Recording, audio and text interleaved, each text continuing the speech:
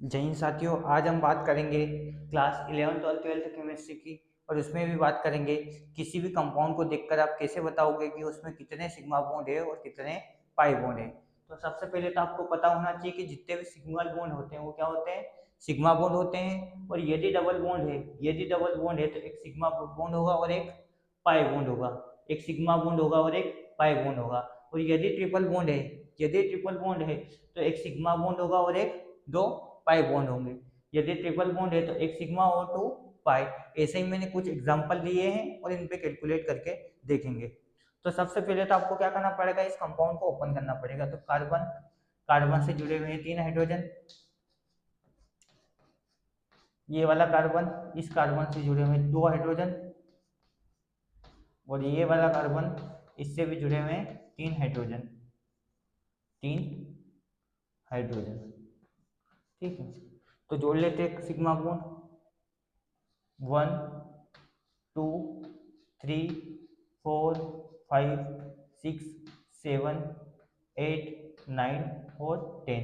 कितने sigma bond है यहाँ पे? यहाँ पे सिग्मा बॉन्ड है 10 सिग्मा बॉन्ड। अब अगला वाला एग्जांपल, इसको भी ओपन करके लिख लेंगे। कार्बन कार्बन के साथ जुड़े हुए 3 हाइड्रोजन। ये वाले कार्बन के साथ जुड़ा हुआ 1 हाइड्रोजन। और यहाँ पे डबल बॉन्ड है। और यहाँ पे कार्बन और कार्बन के साथ जुड़े हुए 2 हाइड्रोजन। तो वही करेंगे कैलकुलेट, पहले सिग्मा बॉन्ड लिख लेंगे 1 2 3 4 5। अब देखो यहाँ पे डबल बॉन्ड है, तो डबल बॉन्ड रहता है तो क्या रहता है, एक सिग्मा और एक पाई। तो ये हो गया सिग्मा और ये हो गया पाई। ये भी सिग्मा और ये भी सिग्मा।